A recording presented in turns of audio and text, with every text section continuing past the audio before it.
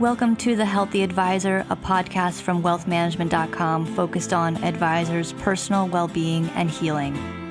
I'm Diana Britton, managing editor of WealthManagement.com, and in this podcast we explore some of the struggles and personal development issues facing advisors and financial services professionals, and how to get to a place of healing for mind, body, and spirit. Hello, and welcome to the latest episode of the Healthy Advisor podcast, and thanks for joining us. As you may know, this is the podcast focused on financial advisor health and well-being, and today's guest will fit right in. Her name is Stacie Calder. She's an executive vice president of North American distribution and marketing at Conquest Planning in British Columbia. Stacie, thank you so much for being on the podcast. Thanks for having me, Diana. In Stacie's current role at Conquest, she's working to bring more financial well-being to the world. But outside her day-to-day, she's all about fitness, health, and total well-being. And, that's really a focus of hers that has really helped her through some hard times in her personal life. And we're going to dig into that today. Stacie, can you just start by, telling us, where did this passion for fitness and nutrition come from? Sure. I think back to my early days, even back to high school, and I was into all the sports. I grew up in a very small town and did, because it was so small, one year there would be gymnastics, and the next year there would be a rugby team, and the next year there would be skating. But as I grew up in that small town and had a passion for sports, I found as I got older and into high school, my parents would actually send me out the door to the gym when I was in a bad mood. And I think I realized early on in my life that fitness didn't just have physical benefits for me, it had mental benefits as well. So I would trace my passion for fitness really back to my early years. Yeah, that's awesome. And, tell me about your early career in financial services. How did you get into the industry? And, I know that you were mentioning there were some pressures that you were under during that time. Sure. Originally, I wanted to go into sports medicine because I had such passion for fitness. I graduated high school. I went on to get my personal training designation, and I worked as an assistant manager and a personal trainer at a fitness club while I went to university. But during my course of taking kinesiology initially and general sciences with an eye to get into sports medicine, I took a business course that I fell in love with, and I shifted gears and moved into financial services. I majored in accounting. And when I graduated from that program, I initially thought, I'll go article at BDO Dunwoody. But after a few months of notice to reader reports and review engagements, I realized I really missed talking to people. So I got into financial services and got my securities courses, my insurance licenses, and I became a financial advisor quite early on in my career. I only did that for a few years, but then I moved into banking, and I looked after small business and retail banking distribution in Western Canada for about 15 years of my career with Manulife. Would you talk a little bit about some of the pressures you were under? Because I think a lot of women in this industry feel those pressures to perform and to meet the performance hurdles and to dress the part. And I don't know, I'm just wondering if you could talk about some of those pressures that you faced. I think it might be interesting to tell a little bit of a story. When I started at Manulife, it was 2005, and I was brought into a producer role. I am quite hard on myself in terms of performance, so it was really important to me to do a really good job at that role. And I was fortunate to be quite successful. I won a number of President's Clubs trip and leaderboard awards, and was able to help a lot of people amalgamate debt and free up cash flow so they could reinvest it. And about 5 to 7 years into that career, I had growth on my mind. I wanted to move into management. I wanted to lead sales teams. And I was fortunate to get the opportunity to do that, and ended up being the regional vice president for Western Canada. But I remember going for that position, I felt like I had to have absolutely all the qualifications that were listed on it. During my time at Manulife, I had 3 children and had gone back to school. They helped me go back and get my MBA. And going into that role, I think back on it now and I giggle a little bit, but because at the time I was just putting my best foot forward. When I was fortunate to get that position, I I adopted sort of a bit of a different persona. I thought I needed to play a bigger role. I felt like I had so much to prove. When I was promoted into the position, most of my peers were a decade older than me at the time. And I did things like I cut my hair off. I wore like kind of more plainer clothes. I tried to fit the mold of what I thought the world expected me to be in that position. And as I got into the role, we had great engagement scores. We put a lot of systems and processes in place. Our sales numbers were great, but I was burning the candle on both ends. It was hard on my family. It was hard on me, but because I was so committed to this overachievement, I didn't take time to sort of step back and have a bit more balance in my life. And it was actually one of my good friends who we're still friends today, newly into that position. She just pulled me aside one day and said, Stacie, you're not showing any vulnerability to the team. Like you're almost robotic. You're just performance. So I look back at that early time in my career as I was looking to kind of grow professionally and take on more accountability and more areas of impact. And I look at, the gift it was of that friend to pull me aside and say, hey, like, this is what's like being on the other side of you. You're great. I know you, your intent is good, but you're coming off robotic and it makes it hard for people to connect with you. Like, just be you. And that's good enough. And I think back to that a lot of times during my career. I've looked back on that and been very thankful for her to give me that insight and that moment to take pause to look at, not only how I'm impacting the role that I'm in, but how I'm showing up in the world and how other people are perceiving the other side of me. Yeah, that's really hard to imagine because you're, I've talked to you several times already, and you're very vulnerable and open, and seems like you've come a long way. But I know that you lost your job at Manulife after being there for many, many years. There's sort of some restructuring there. How did that make you feel? Tell us about that time. Sure. So being at a large organization, I think anybody who's been at a large organization, maybe even only 5 years, it's commonplace to go through restructures and reorganizations. New leadership comes in, new market events happen that we need to pivot and prepare for to be successful in the long run. And I've been through a number of different restructures during the course of my career at Manulife, and this new one was coming up. I'm going to say it must have been 2020, kind of early 2020. So we had been given a heads up as a leadership team that we were making some changes. The products we distributed were distributed into the mortgage broker and independent advisor market. And we had covered those distribution channels kind of with the same workforce, and we were looking to divide that up and gain more efficiencies in that. So there were 3 people across the country in my similar position, and we knew that it was going to be moving into two roles, and we were advised quite early on in the year. So I was feeling quite confident. My numbers were very good. My engagement scores had always been top of the chart during my time there. Had a great team, really good buy-in in what we're doing. We knew our product well. We knew the distribution market well. And so I spent quite a bit of time preparing for applying for one of these 2 new positions that were going to be the head of broker and head of advisor sales. And truthfully, I look back on it and I think like there was no one better for me for that role than me. Like I was perfectly prepared for it. And true to form, in my overachievement status, I started doing market research. I put together a 26 or 8-page business plan on, role types, functional requirements, structures, territories, even compensation, and how we could work to do that, and had prepared and put a lot of time and effort into applying for one of these 2 new positions. So the interviews started around June of that year. And then I found out in September that, I wasn't the successful candidate and that a outside party was being brought in for the role. So I was shocked and disappointed at the time, for sure. Yeah. And then I know, shortly after starting in your role at Conquest, you sort of went through another hard time going through divorce. And what happened, between you and your ex-husband?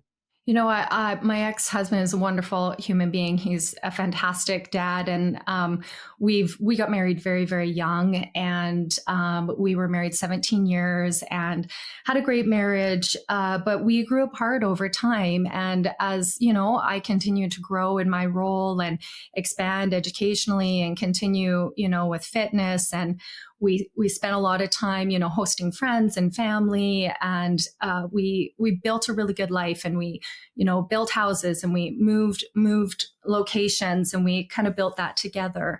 But over time, I think our values changed, and what we wanted in the end changed. So the end of 2021, I guess it was, he came home from a trip and kind of shared with me that he wanted to move on and to take this opportunity to find happiness, that it wasn't really working out for him. And at the time I was quite frankly blindsided, but I look back at it now and I think of the bravery he had to do that, and appreciate the fact that he had the bravery to do it, because fast forward 3.5 years, I look back and say, wow, like we weren't each other's equal and partner at that time, and we wanted different things. And it was a very hard time, and, lots of nuances and ups and downs in between. But yeah, that was my experience. Well, that's amazing that you can have that kind of perspective on it now, and, moving forward with that kind of maturity. I'm sure it's not easy, but, I know, you losing your job, losing your husband, as good as it ended up. I mean, how did you get through these hard times? What kind of got you through those? Yeah, it's really interesting, the language. Early on, when we were first separated, I was really worried about the kids and how they were going to have language in the sport, and what they would tell their friends, and how they would be perceived, and the concern about what that would do for their comfort and well-being in their social circumstances, both at school and at play. And I actually challenged the language of losing, because I thought about, broken home, and I talked a lot with my girlfriends. I remember sitting at my girlfriend's house down the street, Alex, and one of my best friends, Stephanie, was there too. And we were talking, and it was like a month after I found out. And I was like, you know what, guys, like I am heartbroken. I'm devastated. I don't know what to do. I don't know which way is up and which way is down. But we just talked through a few things. I said, it would be really easy for me to just drown myself in a bottle of wine and drink my way through this. But I just have this intuition that I feel like I need to feel all these icky feelings, and I need to sit with them, and I need to actually feel the hardness of them, because I don't want to carry them for many years into the future. So I asked their help, like, will you help me work through this and be my support system? And it's going to be up and down. And, of course they said yes. But back to the comment about loss or broken families or a failed marriage, I challenged that language a lot. And when I talked to the kids' teachers, or we did, my ex and I, we wanted to use language of, we had a great time together. We built this beautiful family. We love the family that we had. We have all these great experiences, memories, but it's time for us to move forward. And so instead of having a loss of a marriage, we just chose to look at it as, look at all the great experiences we had. We're not in a position today that it's benefiting both of us, and that we're being fulfilled in that area of our life.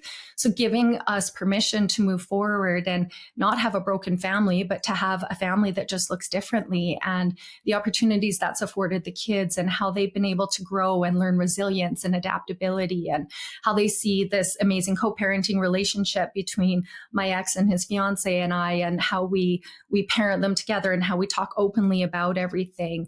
I think the key to getting through it was a fewfold. Number one, open communication, not hiding anything, not being embarrassed from anything, not feeling like we had to give excuses or hide our heads because we had failed at something, but that we had made a conscious decision, and I chose to accept it. And in the end, I'm very grateful, and came to that conclusion. I think I sent him an email early on the year prior, just saying, hey, like, thanks for your bravery. I would have never done that. I didn't see how bad things were, but this has given me an opportunity to see that. So having the open communication within my community, and seeking support from, professional counselors and my family, that support system was really crucial for me to be able to move forward one foot after another, and look towards a more positive future. Yeah. I mean, I think my first instinct would not be, to throw myself into healthy coping mechanisms like you did. And I could see a lot of people going down a very bad path after experiencing these things. But or why do you think you kind of clung to those healthy coping mechanisms, fitness and nutrition, and, rather than going down like the drinking path? I've always set goals since I was a young child, and I would have categories like my physical goals are my financial, social, emotional, mental, spiritual. And that's an ode to my upbringing, my parents, teaching me that I could be, do, and have whatever I wanted in life. I just had to make a plan and go after it. And I think the experience I had in the teams, I worked on several high performing teams during my time at Manulife, and forged bonds with people through studying books and doing book studies and looking at leadership studies. I took a culture course on site at Harvard Extension School, which broadened my perspective on team engagement and how diversity of individuals can add and strengthen the result of anything. And I think collectively over the years, just these small things that had become habitual and curiosities for learning and becoming better gave me enough strength to be gritty about that time in my life and be okay to be vulnerable and be broken or feel loss or feel pain, feel sadness and grieve, the things that, I was always expecting I would have. I thought I would retire at Manulife. I still love that company. It gave me so much opportunity in the world. I grieved the idea of a nuclear family and, raising my kids in that environment for forever. But the collective experience of, having that curiosity and people around me in my life that would question things and ask good questions and then give good feedback and know that I was safe to be able to. Brene Brown talks a lot about rumbling with vulnerability and shame and fear. And because I'd had so many conversations both at work and then in my social circle with friends where we are always, sharing podcasts and ideas and quotes and things that we think will make each other better. On Saturdays, I had a brain trust. We would talk about, innovation and how the world could be a better place in the banking realm.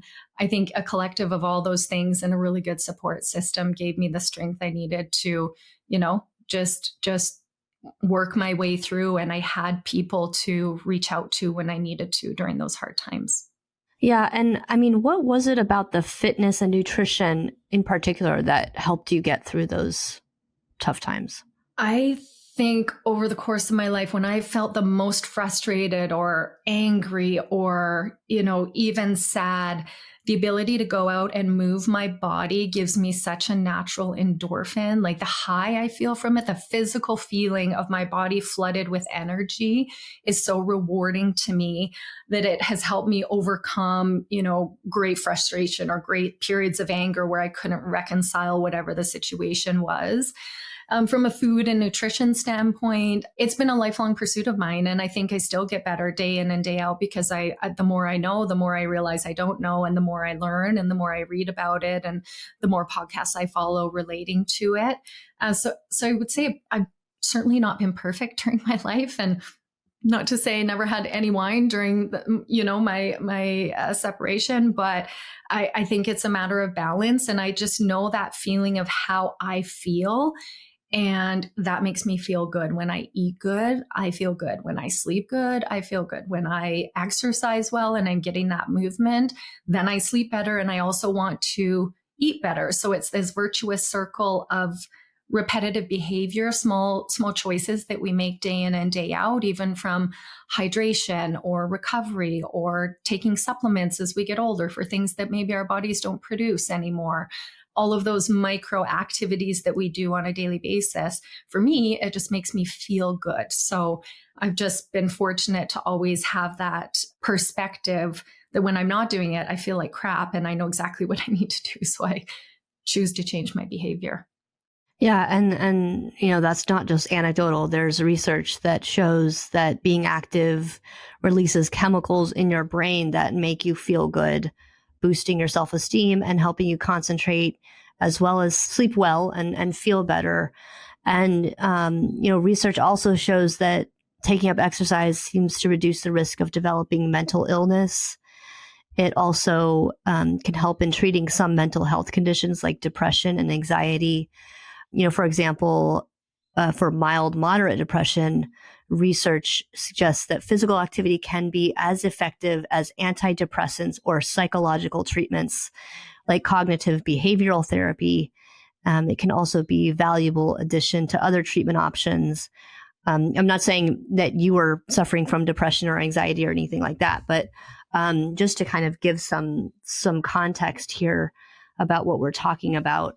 I think that it's a tough balance, right, for working parents, and especially, as a single mom with 3 kids. How do you balance everything? How do you find that balance in the environment that you're in? It's a great question. Sometimes I ask myself the same thing. I just, one day at a time. Some days are Yeah. crazy. But I will say, just on the depression thing, I did struggle with postpartum depression after my first son.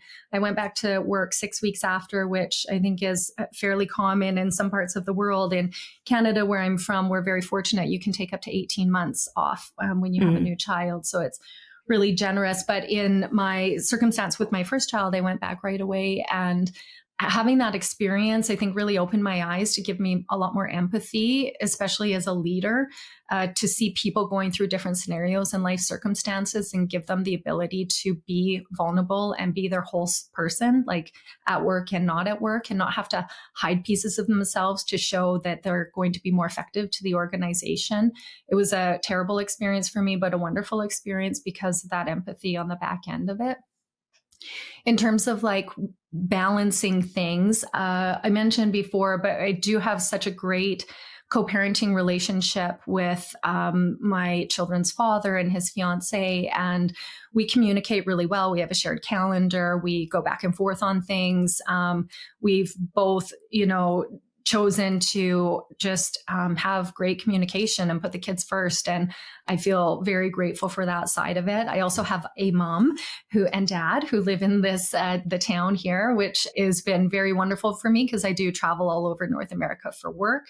And sometimes I can choose when I travel, but other times I can't. So they've been exponentially helpful to me in raising these beautiful children during the young years of their life.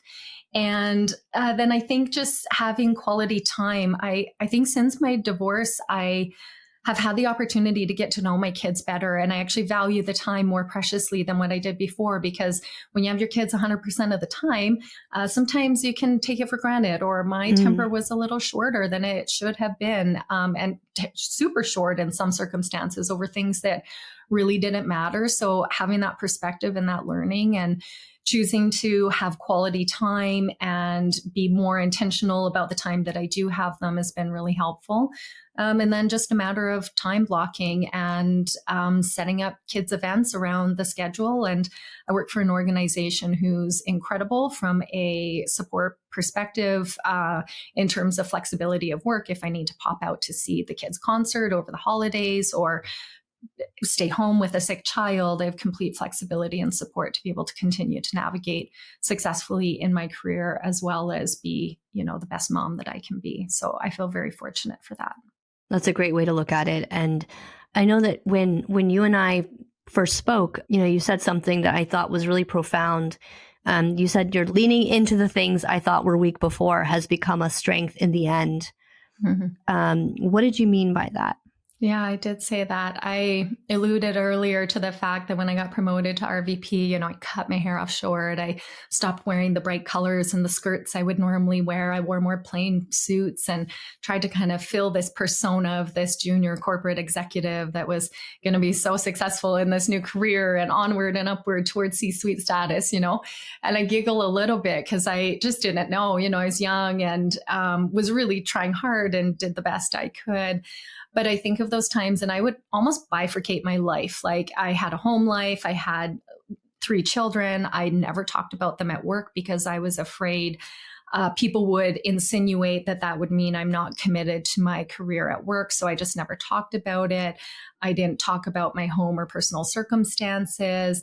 I didn't even really talk a lot about fitness and some of these things that were really a passion of mine. I just got up early, did my fitness thing, then I went to work, and it was work, work, work, and never the two shall meet. But after that friend of mine, her name is Damaris, had said to me, like, you're not being vulnerable. Like, people can't really connect with you. I sat with that and I thought what that meant. And I thought, why is that? And what is it that I'm afraid of? And as I ventured out and started just being confident in who I was and the skills I brought together, and instead of second guessing what people might say about me behind my back, just showing up and being authentically me, the world just opened up for me. I got, despite the exit from Manulife, I got the best career I could have ever imagined, and had a really great transition out of the role at Manulife. And it was amicable, and they treated me very well. And I started with Conquest that January right after. And I just continued to lean into what my strengths are and, dress how I want to dress, and wear a girly skirt if I want to wear a girly skirt, even though, sometimes it's a male dominated industry in financial services. And as I've done that, I think people just connect in a more meaningful way. And I've been able to build stronger teams, and I've been able to make stronger connections with people in the industry, because I'm not trying to hide behind a wall of perfection and make the world see, how great it is, whatever it is I'm bringing to them, but just being myself and learning about other people's stories and being curious about what makes them them. And it's different than my experiences, but that has really become a strength. And I think it's also given me lasting friendships and relationships that I otherwise wouldn't have made. Yeah, I mean, and that's not the first time I've heard that on this podcast. I mean, it's clear that, bringing a more authentic self to the workplace results in, deeper connections, deeper relationships with colleagues, and, and I think clients as well, right? For financial advisors listening. But we're just about out of time. But I'd like to thank my guest, Stacie Calder from Conquest, for being on the podcast and sharing her story with me. Stacie, thank you so much. It's my pleasure. Thank you for having me, Diana. And if you'd like to reach out to Stacie, you can find her on LinkedIn under, Stacie Calder. And, if you have a struggle yourself and you wish to share your experiences and help others in similar situations, please feel free to reach out to me at diana.britton@informa.com. I'd like to thank you for listening to The Healthy Advisor. If you've not subscribed to the podcast yet, please click the subscribe now button below. This is Diana Britton reminding you that where there's healing, there is hope. We'll see you next time. Thank you for listening to The Healthy Advisor, a podcast focused on advisors' personal well-being and healing. Click the subscribe button below to be notified when new episodes become available.